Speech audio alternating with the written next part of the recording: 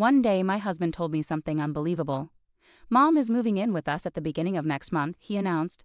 At that time he only talked to me when it was necessary, and we hardly had any real conversations. "That's pretty sudden, isn't it? Are you okay with this?" I asked. "It's not that.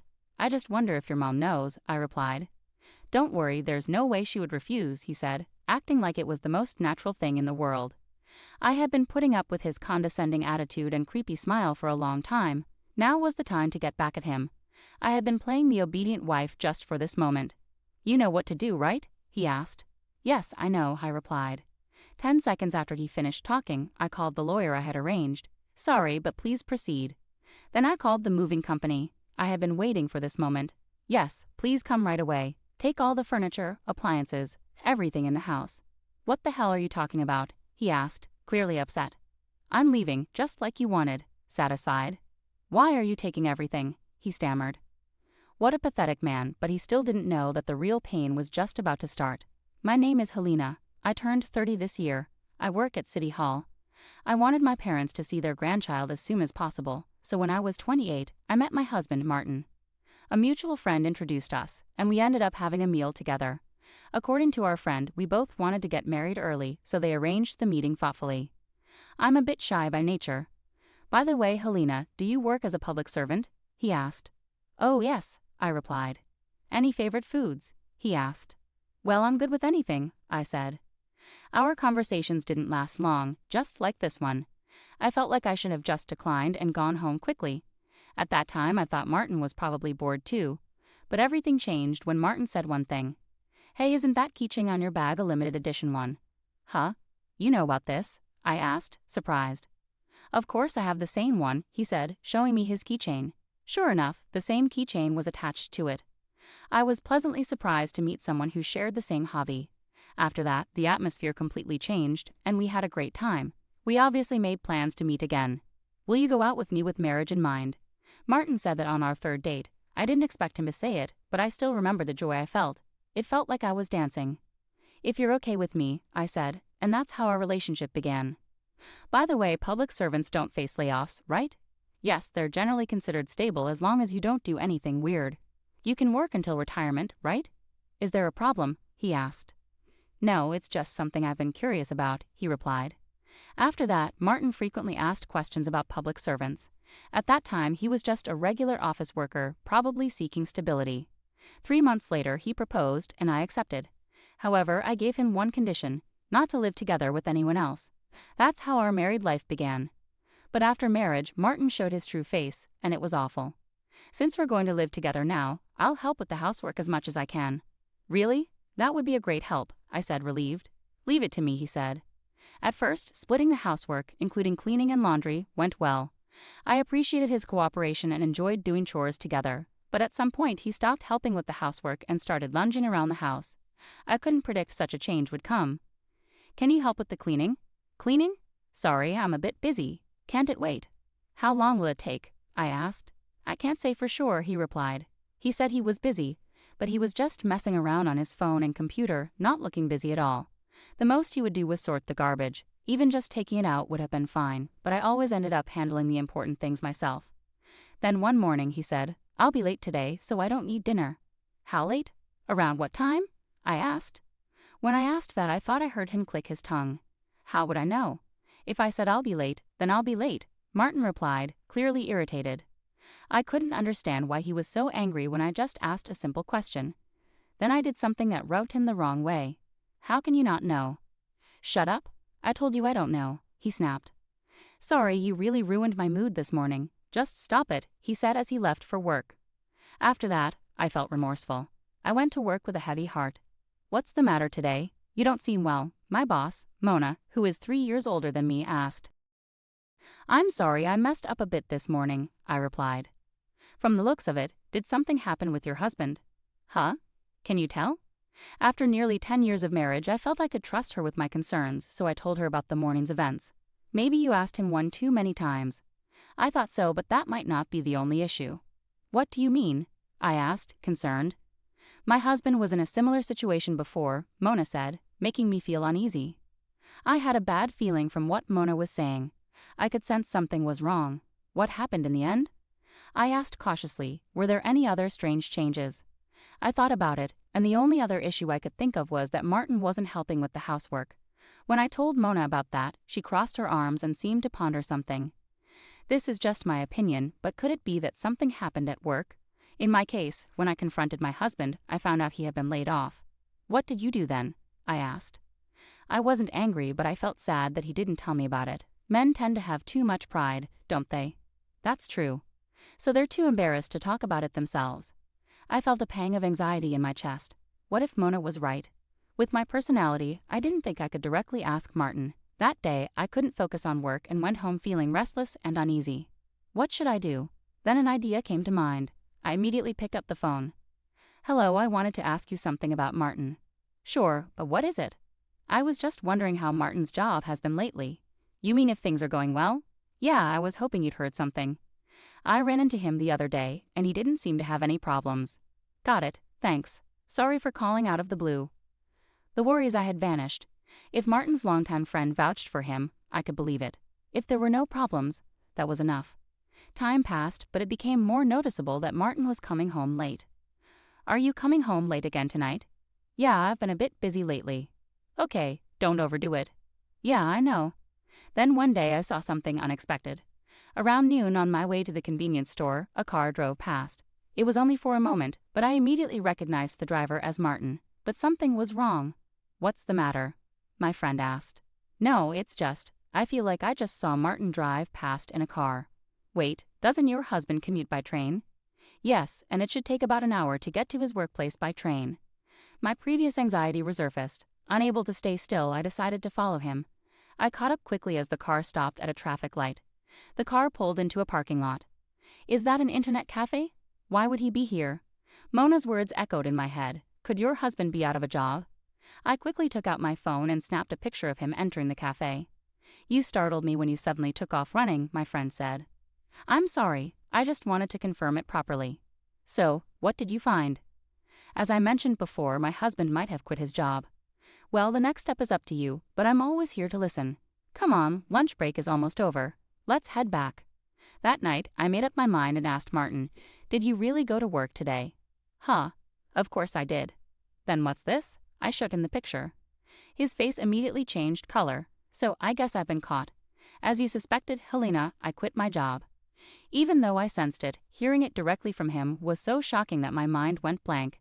But he had lied to me, and this was just the beginning. Why did you do that? I asked, overwhelmed by feelings I couldn't explain. I've always wanted to be a writer.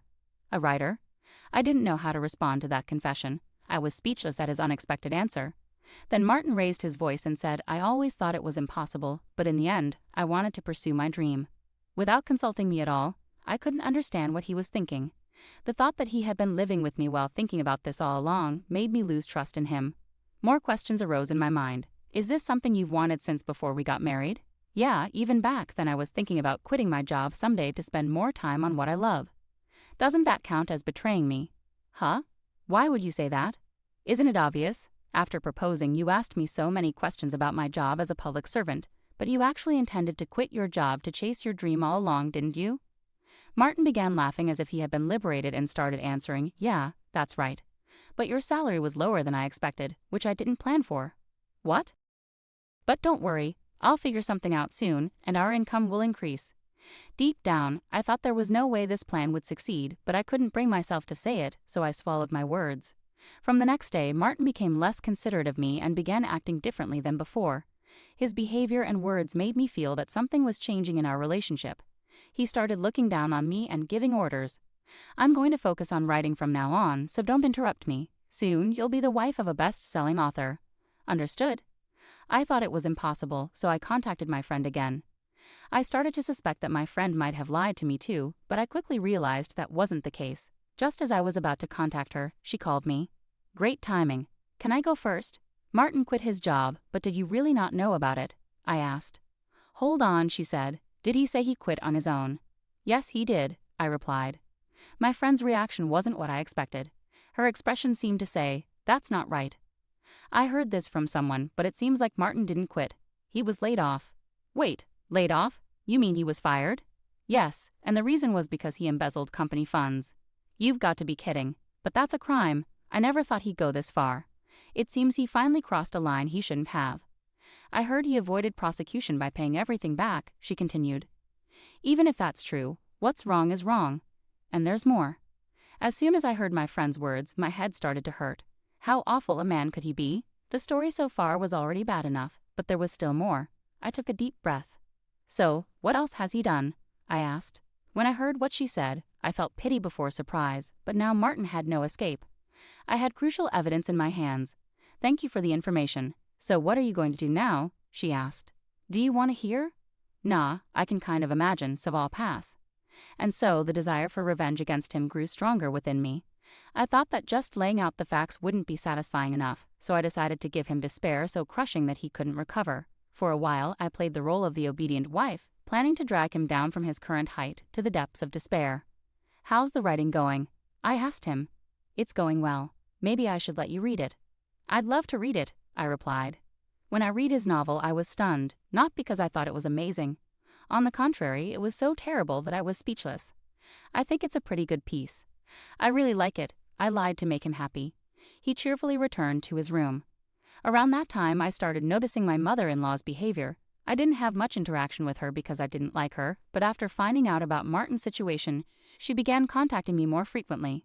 Most of her messages were complaints, and when I'd say it must have been really tough, she'd reply, exactly. Her complaints mainly revolved around my late father-in-law, who passed away before I started dating Martin. Apparently he was quite the authoritarian husband, and she seemed to have been haunted by that past for a long time. Whenever I gently brought up Martin, she'd say, "It's only natural for a wife to support her husband, isn't it?" "Didn't I just tell you that?" I'd reply. She'd then continue, "When my husband was alive." But no matter if the topic changed, she'd eventually circle back to talking about my father-in-law. I was halfway to giving up on her. She didn't seem to feel any guilt about Martin either. For a while, my mother-in-law continued to contact me, but one day her calls suddenly stopped. Talking to her was exhausting, so I was secretly relieved when she stopped reaching out. Then one day, my husband said something unbelievable. "Mom is moving in with us at the beginning of next month," he announced. At that time, he only spoke to me when necessary, and we hardly had any conversation. "That's quite sudden, isn't it? Do you have anything against that?" I asked. "It's not that, but I just wonder if your mom knows." "Don't worry, there's no way she would refuse," he replied, as if it were as natural as breathing. It seemed like he hadn't told her yet, but knowing my mother-in-law, she probably wouldn't refuse. "But what about the preparations?" I asked. "I'll take care of that." "Do I need to do anything?" "You have a more important role to play," he said. I immediately understood what he meant. I'd been enduring his condescending attitude and creepy smile for a long time. Now was the time to get back at him. I'd been playing the obedient wife just for this. "You know what to do, right?" he asked. "Yes, I know," I replied. 10 seconds after he finished talking, I called the lawyer I had arranged. "Sorry, but please proceed." Then I called the moving company. I'd been waiting for this moment, ignoring Martin's shout of, "Who are you calling?" I continued my conversation. "Yes, please come right away. Take all the furniture, appliances, everything in the house." "What are you talking about?" Martin asked, clearly upset. "I'm leaving, just like you wanted," satisfied. "Why are you taking everything?" "They're available right now, so they'll be here soon," I replied. 15 minutes later, the movers arrived. I immediately gave them instructions. "Stop them right now," Martin yelled. "Wasn't I the one who bought most of the things in this house, or did you forget? But even so, you insisted on buying new stuff even though we didn't have the money." "Oh, I see, that's why you used your company's money, isn't it?" He stood there stunned and wide-eyed, probably shocked that I knew about it. What a fool. How could you do something so disgusting? "You're the lowest of the low," I confronted him. "Who told you that?" he stammered. "That's not the issue. Everything has come to light. Did you say you wanted to be a writer just to cover up the fact that you were fired?" "No, that's not it. Writing really was my dream," he insisted. As we argued, all the furniture and appliances disappeared from the room. Seeing the empty room, Martin looked devastated, and I couldn't help but laugh. "Why are you laughing?" he asked. That's when I decided to push him even further. I called my mother-in-law. "Who are you calling now? Just stop this, all right?" "No, we're just getting started. Your mom is coming." "What if she arrives now? What am I going to do?" "Figure it out yourself." "I can't," he said, his voice breaking. Martin still seemed to be hiding something. "Is there something else you're not telling me?" I asked. "I don't have any money right now, and Mom is drowning in gambling debt. Please, you have to help me. At that moment, he started to cry. Seeing a grown man crying right in front of me was just pathetic. That's not my problem. She's your mother, so deal with it yourself. Asking for help like this is disgraceful. The sudden drop in contact from my mother-in-law was undoubtedly because she was too engrossed in gambling. They're both hopeless, mother and son. 30 minutes later, my mother-in-law arrived with a bang. "Welcome, please come in." I led her to the living room, where nothing was left. There, sitting on the floor and still crying, was Martin. Seeing this, my mother-in-law was left speechless, frozen with her mouth wide open. "What on earth happened, and why is the room empty?" she demanded. "I'll explain everything now." I turned to my mother-in-law and began telling her the truth. "Wait, hold on. This isn't a lie, right?" "No, it's not a lie. It's all true. If you don't believe me, ask Martin yourself." "Martin, explain yourself properly," she ordered. Martin was visibly terrified of his mother's words. The scene that followed was unbearable to watch. Martin couldn't even give his mother a straight answer. "I understand everything now. This woman is the root of the problem." Unexpectedly, my mother-in-law made me her target. I couldn't hide my surprise at her reaction. "You should be the one solving this problem," she said.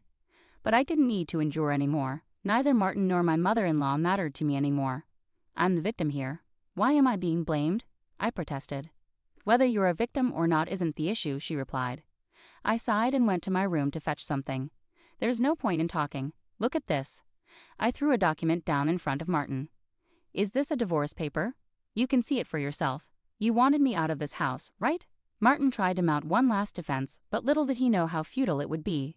"You're going to regret divorcing me. Don't think a woman like you will find someone else to marry. You really don't understand anything, do you?" "What are you talking about?" he asked, confused. I then showed him several photos of him leaving a hotel with a young woman I didn't recognize. Martin turned pale as he looked at the photos. "You understand now, right, Mother? This man embezzled from his company and cheated on me. He's just a useless man." "Please stop this. I'll apologize." "I'm not looking for an apology. Where did all that bravado go?" Watching my mother-in-law corner Martin, I realized how much trouble he was in. "Did you really go this far? What were you thinking?" she asked. "It was just a moment of weakness." "No excuses. I don't remember raising you like that," she scolded. Predicting their conversation would drag on, I threw a decisive remark at Martin. "Well, don't forget the property division." "Property division? I don't have anything to pay." "I'll leave that matter to the lawyer. You should be hearing from them soon." "Wait." He tried to cling to me, but I pushed him away. As he crumpled to the floor, I felt a weight lift from my shoulders. "Goodbye. The rest is up to you two." "Please don't leave me," Martin pleaded. When Martin tried to chase after me, his mother stopped him. "First, you need to explain yourself properly." "I'll explain in detail later. This isn't the time for that. If things continue like this, it's really over. You can't even listen to your mother."